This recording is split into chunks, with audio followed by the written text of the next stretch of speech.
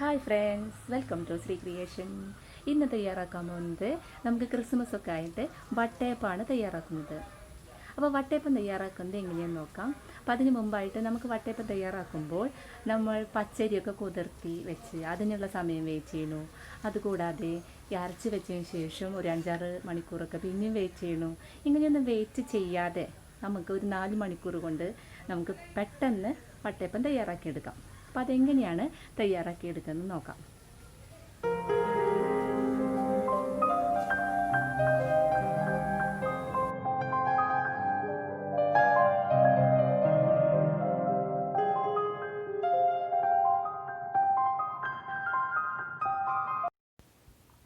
അപ്പോൾ വട്ടയപ്പം തയ്യാറാക്കാനായിട്ട് ഞാനൊരു കപ്പ് അരിപ്പൊടിയാണ് എടുത്തിട്ടുള്ളത്. ഇത് വീട്ടിൽ തന്നെ പൊടിപ്പിച്ച് മില്ലിലൊക്കെ പൊടിപ്പിച്ച് കൊണ്ടുവന്ന് വറുത്ത് വെച്ചിട്ടുള്ള പൊടിയാണ്. അപ്പോൾ അത് 1 കപ്പ് അരിപ്പൊടി ഞാനൊരു പാത്രത്തിലോട്ട് ഇട്ട് കൊടുക്കുകയാണ്. ഇത് നമുക്ക് കുറച്ച് വെള്ളം ഒഴിച്ചിട്ട് ഒന്ന് ലൂസാക്കി എടുക്കണം.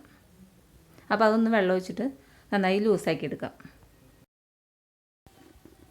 കുറേശ്ശെ വെള്ളം ഒഴിച്ചിട്ടാണ് നമുക്കിത് കട്ടയിൽ നിന്ന് ഉടച്ചെടുക്കേണ്ടത്.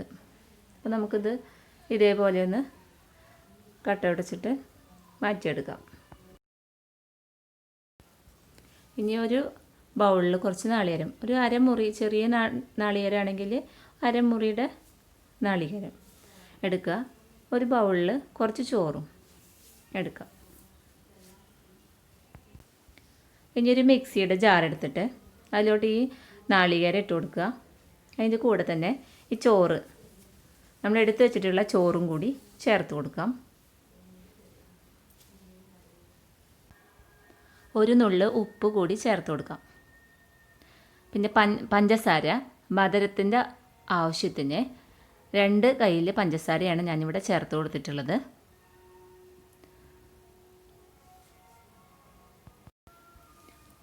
മധുരം ആവശ്യത്തിനുള്ളത് ചേർത്ത് കൊടുക്കാം കേട്ടോ. പിന്നെ ഇതിൽ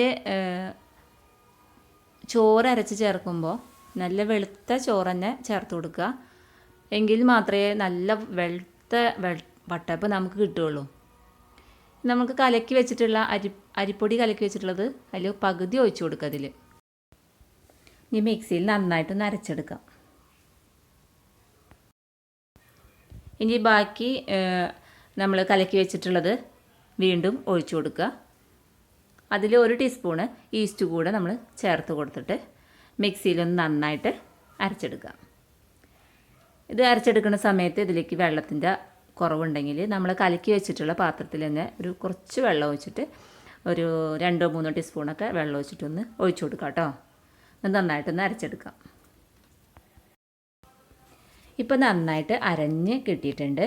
ഇനി നമുക്കൊരു പാത്രത്തിലോട്ട് ഇത് ഒഴിച്ച് വയ്ക്കാം. ഈ ഒരു രീതിയിൽ വേണം നമ്മൾ അടിച്ചെടുക്കാനായിട്ട്. ഒരുപാട് വെള്ളം ഒഴിച്ചിട്ട് ലൂസാക്കാനൊന്നും പാടില്ല. ഇനി നമുക്കതൊന്ന് മൂടി വയ്ക്കാം. ഒരു 3 മണിക്കൂർ അല്ലെങ്കിൽ 4 മണിക്കൂറൊക്കെ നമുക്കത് മൂടി വയ്ക്കാം. അപ്പോൾ തന്നെ നന്നായിട്ട് പൊന്തി വന്നിട്ടുണ്ട്. ഞാനൊരു 4 മണിക്കൂറായപ്പോൾ തന്നെ നന്നായിട്ട് പൊന്തി വന്നിട്ടുണ്ടായിരുന്നു. അപ്പോൾ ഇതേപോലെ നന്നായിട്ട് പൊന്തി വന്നിട്ടുണ്ട്. അപ്പോൾ ഇനി നമുക്ക് ഇത് കോരി കിണ്ണത്തിലോട്ട് ഒഴിച്ചിട്ട് വേവിച്ചെടുക്കാം. ഞാനിവിടെ സ്റ്റീലിൻ്റെ കിണ്ണ എടുത്തിട്ടുണ്ട്. അതിലോട്ട് വെളിച്ചെണ്ണ നന്നായിട്ട് തടവി കൊടുക്കുന്നുണ്ട്.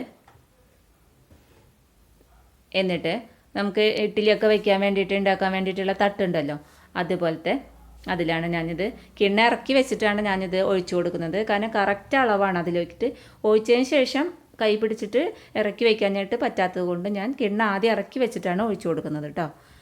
അത് ഒഴിച്ചു കൊടുത്തിട്ടുണ്ട്. ഇപ്പോൾ ഇനി നമുക്ക് ഒന്ന് മൂടി വെച്ചിട്ട് അത് വേവിച്ചെടുക്കാം. ഒരു മീഡിയം ഫ്ലെയിമിൽ വെച്ച് കൊടുക്കാം. ഇപ്പം ഞാനൊരു 10-20 മിനിറ്റൊക്കെ കഴിഞ്ഞപ്പോൾ ഞാൻ തുറന്നു നോക്കി.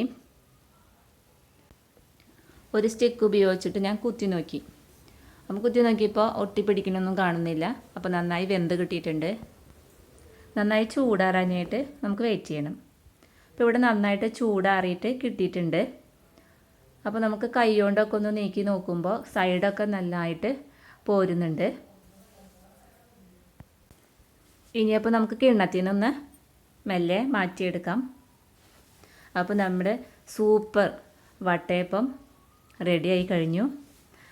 അപ്പോൾ ഇതുപോലെ എല്ലാവരും ചെയ്ത് നോക്കുക. നല്ല എളുപ്പത്തിൽ തയ്യാറാക്കാൻ പറ്റുന്നതാണ്.